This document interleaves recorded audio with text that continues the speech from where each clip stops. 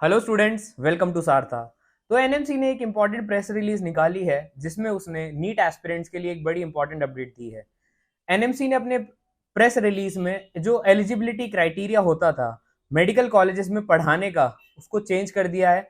और ये चेंज उन्होंने यूजी, पीजी और सुपर स्पेशलिटी लेवल तीनों में किया है। हमारे लिए आज की वीडियो में इंपॉर्टेंट है कि यूजी लेवल पे क्या चेंजेस आए हैं और वो किस तरह से आप लोगों को हेल्प कर सकते हैं। अगर एनएमसी के इस इंफॉर्मेशन बुलेटिन को अपन सही कंसिडर करें कि इस पे अमल होगा, तो आप मान के चलिए लगभग 75,000 एमबीबीएस सीट्स इंक्रीज होने के चांस है। जी, आप लोगों ने बिल्कुल सही सुना, 75,000 एमबीबीएस सीट्स इंक्रीज हो सकते हैं अगर इस डायरेक्टिव पे, इस इंफॉर्मेशन बुलेटिन पे सही तरीके से अमल किया जाता है।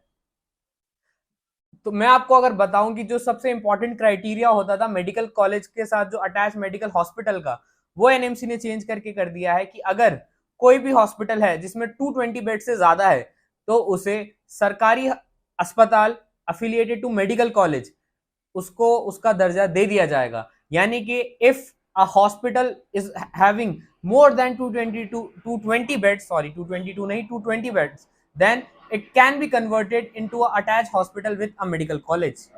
दूसरा, एनएमसी ने जो क्राइटेरिया होता था टीचिंग के लिए, उसमें भी उन्होंने चेंज करके कर दिया है कि अगर किसी डॉक्टर के पास 10+ ईयर्स का टीचिंग एक्सपीरियंस है, then he can be appointed as the associate professor. Same चीज असिस्टेंट प्रोफेसर के लिए भी उन्होंने की है। वो पूरा बुलेटिन में आपको एक्सप्लेन करने वाला हूं, ध्यान से देखिएगा। 2026 और 2027 के बच्चों के लिए तो ये बहुत अच्छी अपडेट है, और अगर टाइमली इस पे अमल किया जाए तो शायद 25 वाले बच्चों को भी इसमें कोई बेनिफिट हो जाए। सीटें किस तरह अपडेट्स होती हैं, ये सारी डिटेल्स हमको एक बार सीट मैट्रिक्स आ जाए उसके बाद मिल जाएगी। ये इंफॉर्मेशन बुलेटिन 5 जुलाई का है, तो इसमें एनएमसी ने क्या क्या बताया उसको एक बार ओवरव्यू कर लेते हैं। NMC notifies medical institutions qualification of regulation 2025 to expand medical education capacity and strengthen faculty available. In a landmark move to address the growing demand for healthcare professional, NMC has notified the Medical Institute Qualification Regulation 2025. These regulations brought in by the Postgraduate Medical Education Board under NMC are designed to widen the pool of eligible faculty and facilitate the expansion. इसको इतना समझिए कि number of जो teachers रहते थे उसकी संख्या बढ़ाने के लिए ये स्टेप एनएमसी के द्वारा लिया गया है। और जैसे मैंने आपको स्टार्टिंग में बताया था कि अराउंड 75,000 नई मेडिकल सीट्स ऐड होने की उम्मीद एनएमसी ने बच्चों को दी है अगले 5 सालों में। इसलिए मैंने 2026 और 2027 साथ में ऐड किया था, क्योंकि 2025 से एप्लीकेबल हो ना हो, सरकारी काम में टाइम लगता है, बट वी आर होपफुल कि आने वाले 2 साल 3 साल में जरूर ये चीज अप्लाई हो जाएगी और नीट एस्पिरेंट्स को इसका बेनिफिट मिलेगा। एक इंपॉर्टेंट ये है, आती थी हमेशा लेकिन कि उसमें qualified faculty required to initiate और एक्सपैंड मेडिकल प्रोग्राम, उसमें दिक्कत होती थी। तो ये जो नई रेगुलेशन थे उसको खत्म कर देती है। कैसे क्या नए रिफॉर्म्स आए हैं वो आप देखिए। Number 1, enabling faculty from government hospitals. देखिए, non teaching government hospital with 220+ beds, मैंने आपको बताया था, can now be designated as teaching institutions, मैंने आपको ऑलरेडी बताया।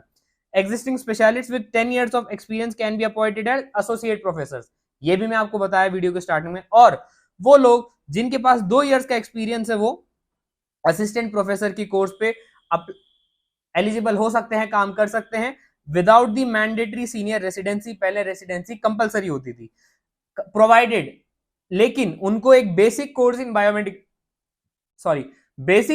बायोमेडिकल रिसर्च है 2 साल का, वो करना पड़ेगा। ठीक, basic course in biomedical research. और क्या क्या उन्होंने नई इसमें अपडेट्स की है, senior consultants with 3 years of teaching experience in recognised government medical institute are eligible for the post of professor. यानी कि वो कंसल्टेंट्स जो 3 साल से टीचिंग एक्सपीरियंस ले चुके हैं, एनबीईएमएस नेशनल बोर्ड ऑफ, जो ऊपर आया था हमारे पास, हाँ, गवर्नमेंट इन मेडिकल इंस्टीट्यूशन में, they are eligible for the post of professor. और डिप्लोमा होल्डर्स जो काम कर रहे हैं एज अ स्पेशलिस्ट और medical officer in the respective department in the government medical institution और government medical institution running national board of examination and medical services recognised teaching programme having cumulative experience of 6 years shall be eligible for the post of assistant professor। यानी कि आसानी से इसको समझो, वो diploma holders जो ammo या फिर किसी डिपार्टमेंट में स्पेशलिस्ट का काम कर रहे हैं, अगर उनके पास मिला जुला के 6 साल का एक्सपीरियंस है तो वो भी असिस्टेंट प्रोफेसर की पोस्ट पे लग सकते हैं। और 5 साल का जो टीचिंग एक्सपीरियंस है किसी भी एनएमसी और स्टेट मेडिकल काउंसिल एजुकेशन में, तो उसको टीचिंग एक्सपीरियंस कंसिडर किया जाएगा। और यूजी के साथ साथ एनएमसी ने पीजी कोर्सेज के लिए बच्चों को एक उम्मीद दिखाई है। क्या? नए government medical colleges are now permitted to start UG and PG courses simultaneously. पहले एक रूल था कि पहले गवर्नमेंट हॉस्पिटल और एक कॉलेज स्टार्ट होगा, उसके बाद उसमें पहले यूजी सीट्स होंगी, फिर उसके बाद में जब हॉस्पिटल स्टैब्लिश हो जाएगा तब पीजी सीट्स उसमें अप्रूव होती थी। एनएमसी ने ये भी चेंज कर दिया है, यूजी और पीजी कोर्सेज साइमल्टेनियसली आप स्टार्ट कर सकते हैं। फिर rationalisation of post graduation minimum standard, अब 2 फैकल्टी मेंबर और दो सीट्स के साथ भी पीजी सीट स्टार्ट कर सकते हैं। पहले 4 फैकल्टी मेंबर चाहिए रहते थे, ठीक है। फिर अब broader eligibility for super speciality, ये सब आपके काम का नहीं है। एक एमएससी पीएचडी फैकल्टी वाला भी है कि अगर आपने एनएट फिजियो एंड बायोकेम या फिर department of micro and pharma, अगर उन्होंने एमएससी पीएचडी कर रखी है उनको भी एज अ फैकल्टी हम अपॉइंट कर सकते हैं।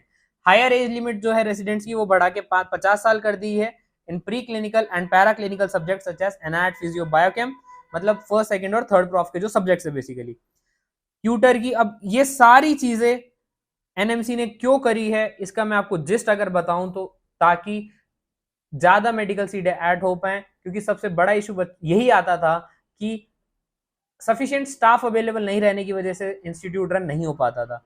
उसी को मद्देनजर रखते हुए कदम उठाया गया है। अब ये 2026 और 2027 के एस्पिरेंट्स के लिए एज अ मोटिवेटिंग फैक्टर काम करना चाहिए कि यार अब तो सीट्स भी बढ़ गई है, उम्मीद और ज्यादा है, क्योंकि चांसेस तो बढ़ेंगे ही ना। देखो यार, प्रोपोर्शनलिटी की आप ये मत बोलना कि सर जनरल की कितनी आएंगी, कैटेगरी की कितनी आएंगी, नहीं। आप अवेलेबल रिसोर्सेज में देखिए कि आपके लिए और थोड़े से ऑप्शन बढ़ जाएंगे और नंबर ऑफ सीट्स इंक्रीज हो जाएगी और थोड़ी ज्यादा रैंक पे कॉलेज अलॉट होने लगेगा। तो यही अपडेट थी जो मुझे आप लोगों को देनी थी। आई होप आप सबको ये सारी अच्छे से समझ में आ गया होगा। 2025 वाले बच्चों के लिए थोड़ा डाउटफुल है, लेकिन 26, 27 और आने वाले बच्चों के लिए, क्योंकि उन्होंने इसमें ऑलरेडी बताया है, नेक्स्ट 5 ईयर्स ये बहुत हेल्पफुल रहने वाला है।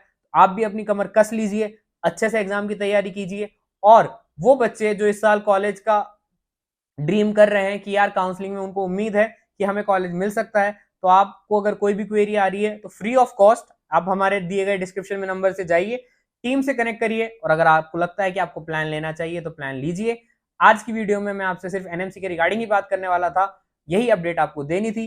तो आज की वीडियो को रैप अप करते हैं, मिलते हैं अगली वीडियो में। Till then good bye.